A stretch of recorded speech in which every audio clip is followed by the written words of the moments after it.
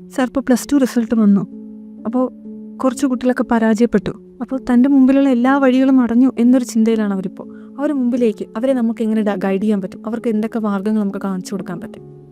അതായത് ഒരു 10-20 കൊല്ലം മുമ്പായിരുന്നെങ്കിൽ ഞാൻ ഈ 12ാം ക്ലാസ് അല്ലെങ്കിൽ ഡിഗ്രി തോറ്റുപോയല്ലോ എന്ന് വിചാരിച്ച് വിഷമിച്ച് ഒരിടത്തിരിക്കേണ്ട ഒരു അവസ്ഥ ഉണ്ടായിരുന്നു. ഇന്നതല്ല. ഇന്ന് മാർക്കും റാങ്കിനെയും കാലും കൂടുതൽ പ്രാധാന്യം എനിക്കെന്തൊക്കെ കഴിവുകളുണ്ടെന്നാണ്.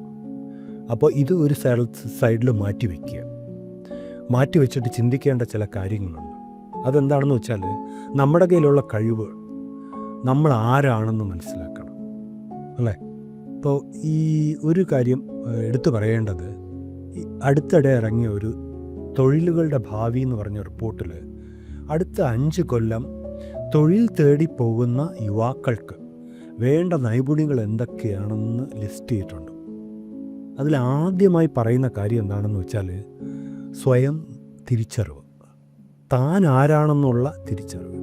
ഇത് തന്നെയാണ് പണ്ട് പപ്പു ചേട്ടൻ തേന്മാവിൻ കുമ്പലത്ത് എന്ന സിനിമയിൽ പറഞ്ഞത്. അതായത് അദ്ദേഹം വളരെ മനോഹരമായിട്ട് പറഞ്ഞു, അതായത് തനിക്ക് താൻ ആരാണെന്ന് അറിഞ്ഞൂടെങ്കിൽ താൻ എന്നോട് ചോദിക്ക് താൻ ആരാണെന്ന്, അപ്പം ഞാൻ തനിക്ക് പറഞ്ഞു തരാം താൻ ആരാണെന്ന് ഞാൻ ആരാണെന്ന്, അല്ലേ? അതിലെ ആദ്യത്തെ ഭാഗം വളരെ പ്രസക്തമാണ്, അല്ലേ? നമ്മൾ ആരാണെന്ന് പറഞ്ഞ് എല്ലാവർക്കും കഴിവുകളുണ്ട്, എന്തെങ്കിലുമൊക്കെ കഴിവുകളുണ്ട്, അല്ലേ? ഇപ്പോൾ തോറ്റു എന്ന് പറഞ്ഞു കുറേ കുട്ടികൾ. അതിൽ കുറേ പേര് നല്ല ഫോട്ടോഗ്രാഫി അറിയാമെന്നുള്ളവരായിരിക്കും, നല്ല പാട്ടുകാർ വേണം, അല്ലേ? അതുപോലെ ഈ ഇലക്ട്രോണിക്സിൽ ഒരുപാട് കഴിവുകളുള്ളവരായിരിക്കും, അതുപോലെ കമ്പ്യൂട്ടർ ഗെയിം നല്ല കളിക്കുന്ന ആൾക്കാരായിരിക്കും. ഇവരുടെ എല്ലാം ഇത് സൂചിപ്പിക്കുന്നത് അവർക്ക് ഓരോ മേഖലയിലും അവർക്ക് കഴിവുകളുണ്ടെന്നാണ്. അപ്പോൾ നേരത്തെ പറഞ്ഞ തൊഴിലുകളുടെ ഭാവി എന്ന് പറഞ്ഞ റിപ്പോർട്ടിൽ പറയുന്ന ചില തൊഴിൽ മേഖലകളുണ്ട്.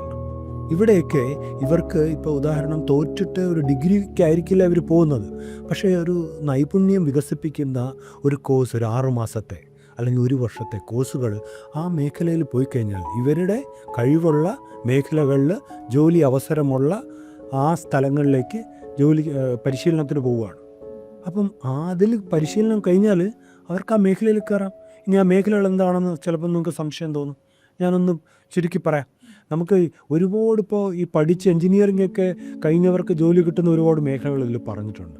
അതായത് artificial intelligence, machine learning, data science, cyber security, ഇതെല്ലാം കുറച്ചുകൂടെ ഒരു ഹൈ എൻഡിൽ വരുന്ന കുറച്ച് കാര്യങ്ങളാണ്. ഈ ഡേറ്റാ സയൻസൊക്കെ താഴോട്ടും ഡേറ്റാ സയൻസിൻ്റെ ജോലികളുണ്ട്, എന്നാലും ഞാനതിനെ തൽക്കാലം നീക്കി വയ്ക്കുക. പക്ഷേ അല്ലാത്ത ചില മേഖലകളെന്ന് പറഞ്ഞാൽ ഉദാഹരണം ഡ്രോൺ ഡെലിവറി, ഡ്രോൺസ് ഒരുപാട് കാര്യം. ഇപ്പോൾ അടുത്തിടെ നടന്ന ഈ പഹൽഗാമിന് ശേഷം നടന്ന യുദ്ധത്തിൽ ഏറ്റവും കൂടുതൽ ഉപയോഗിച്ച ഡ്രോൺസാണ്. അപ്പോൾ ഡ്രോണുകളുടെ ഉപയോഗം കൂടി വരികയാണ്. ആമസോൺ പലയിടത്തും ഡ്രോണാണ് ഡെലിവറിക്ക് ഉപയോഗിക്കുന്നത്. അപ്പോൾ ഡ്രോൺ ടെക്നീഷ്യൻ, ഡ്രോൺ സർവീസിങ്, ഇതെല്ലാം വളരെ കൂടുതലാണ്. അതുപോലെ ഒരു 5 കൊല്ലം കഴിഞ്ഞാൽ കംപ്ലീറ്റ് ഇലക്ട്രിക് വെഹിക്കിൾസും അതുപോലത്തെ പുതിയ തരം വെഹിക്കിൾസാണ് വരാൻ പോകുന്നത്. ഇതിൻ്റെയൊക്കെ മെയിൻ്റനൻസ്, EV ടെക്നീഷ്യൻസ്, ബാറ്ററി അതിൻ്റെ സ്റ്റോറേജ് ആയിട്ട് ബന്ധപ്പെട്ട ബാറ്ററി ടെക്നീഷ്യൻസ്, ബാറ്ററി റീപ്ലേസ് ചെയ്യുന്ന ആൾക്കാർ, ഇങ്ങനത്തെ എല്ലാം വരും. ചാർജിങ് സ്റ്റേഷൻസ്, ഇങ്ങനെയൊക്കെ വരും.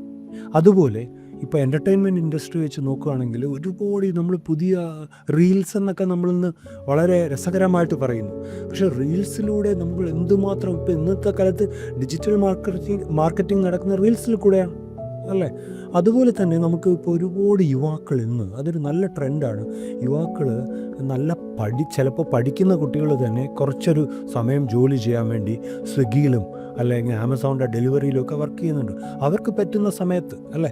അവർ വർക്ക് ചെയ്യുന്ന മേഖല ഒരു വലിയ മേഖലയാണ്. ഒരു ചെറിയ വഴിയിലാണ് അവർ കയറിയെങ്കിലും അവരതിൽ പരിശ്രമിക്കുകയാണെങ്കിൽ വളരെ ഉയരത്തിൽ പോവാം ആ മേഖലയിൽ. അതിൻ്റെയോടൊപ്പം അവർ ചെറിയൊരു logistics and supply chain management ഒരു കോഴ്സും കൂടെ ആഡ് ചെയ്താൽ ആ മേഖലയിൽ അവർ വർക്ക് ചെയ്തിട്ടുണ്ട്. ആ ഡിഗ്രിയും കൂടെ ഉണ്ടെങ്കിൽ അവർക്ക് അതിൻ്റെ ഒരു മാനേജറൽ പൊസിഷനിൽ വരെ പോവാം. അപ്പം ഞാൻ പറഞ്ഞതിൻ്റെ ചുരുക്കം എന്ന് പറഞ്ഞാൽ ഇതാണ്. നമ്മൾ ഇപ്പോൾ +2 കിട്ടിയ റിസൾട്ട് അല്ല നോക്കേണ്ടത്. നമ്മളെ തന്നെ കണ്ണാടിയിൽ നിന്ന് നോക്കണം. നമ്മൾ ആരാണ്, നമുക്ക് എന്തൊക്കെ കഴിവുണ്ട്, അവസരങ്ങൾ എവിടെയാണ്. അതിന് വേണ്ടിയിട്ട് നമ്മൾ ഈ കത്തി മൂർച്ചയാക്കുന്നത് പോലെ എന്തെങ്കിലും വെട്ടാൻ വേണ്ടി ഒരു പച്ചക്കറി അത് വെട്ടാൻ വേണ്ടിയിട്ട് കത്തി മൂർച്ചയാക്കുന്നത് പോലെ നമ്മളെ തന്നെ മൂർച്ചയാക്കണം. അപ്പം നമുക്ക് നമ്മുടെ ഈ ആശങ്കകളെല്ലാം മാറും. നമുക്ക് കുറച്ചുകൂടെ ഒരു ആത്മധൈര്യം വരും. അതാണ് വേണ്ടത്.